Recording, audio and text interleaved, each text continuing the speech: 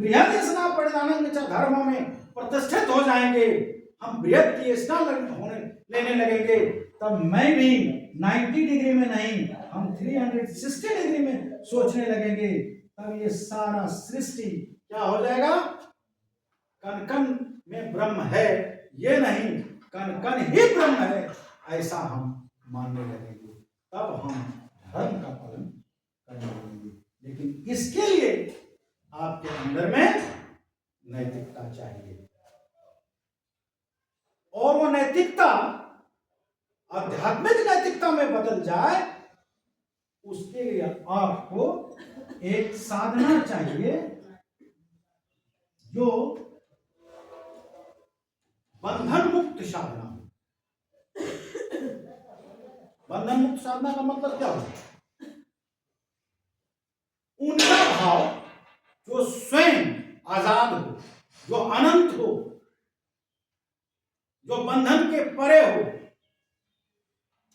हम साधना में बैठ के सोचें कि हम आनंद मार्गी हैं, हम मंदिर में बैठ के सोचें हम हिंदू हैं, हम गिरजा घर में बैठ के सोचें कि हम क्रिश्चियन हैं, हम मस्जिद में बैठ के सोचें कि हम मुस्लिम हैं,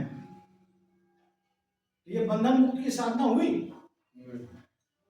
क्योंकि हम तो अपने आप को बता दिया कि मैं आनंद मार्गी हूं। इसलिए आनंद मार्ग की साधना में जब आप साधना में बैठते हैं तो सोचते हैं कि आप आनंद मार्गी हैं? हम सोचते हैं कि हम सन्यासी हैं? हम क्या सोचते हैं? हम ब्रह्मास्मि, मैं ब्रह्म हूं, ऐसी वाली साधना।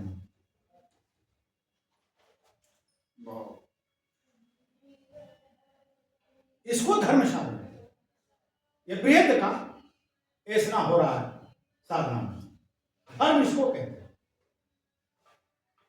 जो चीजें देश काल और पात्र से परे हो, जो इसके बंधन से मुक्त हो,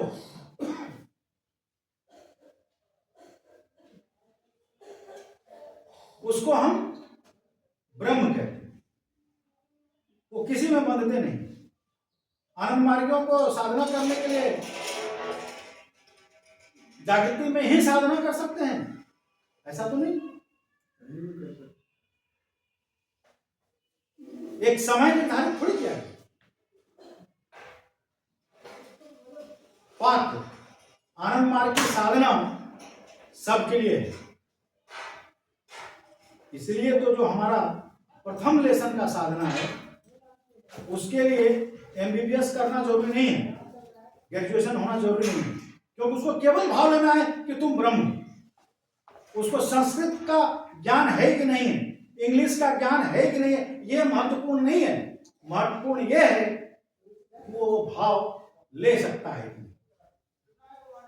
स्त्री पुरुष का भाव नहीं है, छोटे बड़े का भाव नहीं है, ज्ञानी मूर्ख का भाव नहीं है। यही तो धर्म सिखाता है। इसलिए ये बृहद है, बृहद के अंदर में सब है और सबका अपना स्थान है। ये दृष्टिकोण में फर्क कर देता है। इसलिए धार्मिक वही हो सकता है जो बृहद का चिंतन कर रहा है